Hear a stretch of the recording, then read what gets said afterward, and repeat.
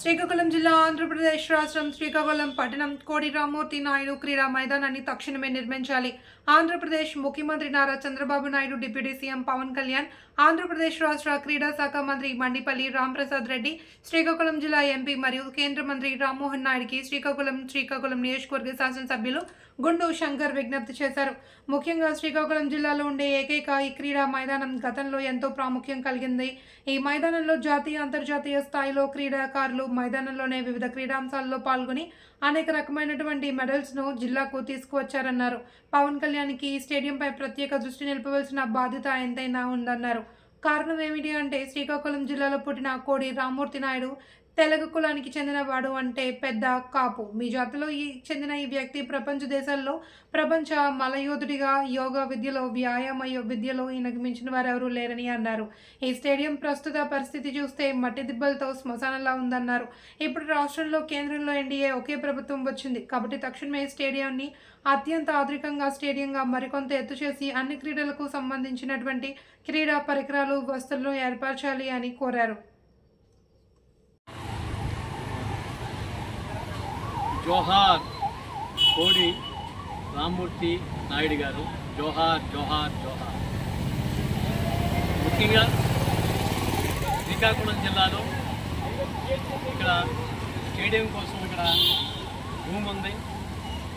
కోడి రామ్మూర్తి స్టేడియం పెడతానని, క్రీడా ప్రాంగణాన్ని స్టార్ట్ చేస్తానని గత 7 సంవత్సరాలుగా ఇక్కడ ఏ విధమైనది ఏ ప్రభుత్వం పట్టించుకోలేదు. ముఖ్యంగా పవన్ కళ్యాణ్ గారు, మీరు కొద్దిగా ఆలోచించాలి.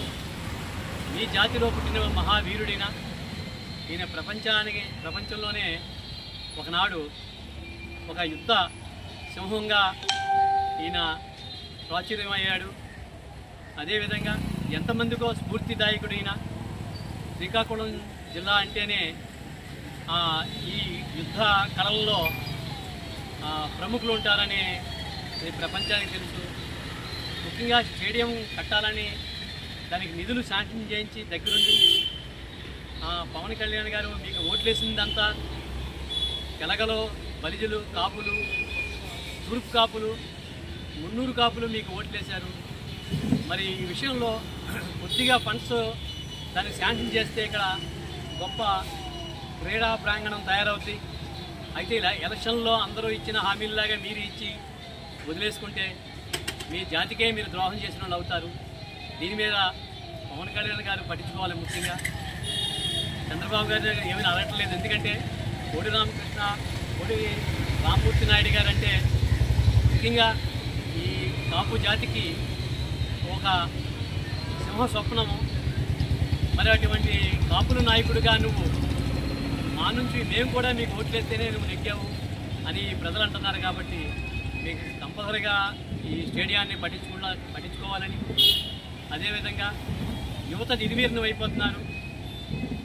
చాలామంది ఈ మార్షల్ ఆర్ట్స్ కానీ ఈ యొక్క యుద్ధ కళ కానీ దూరం అయిపోతున్నారు.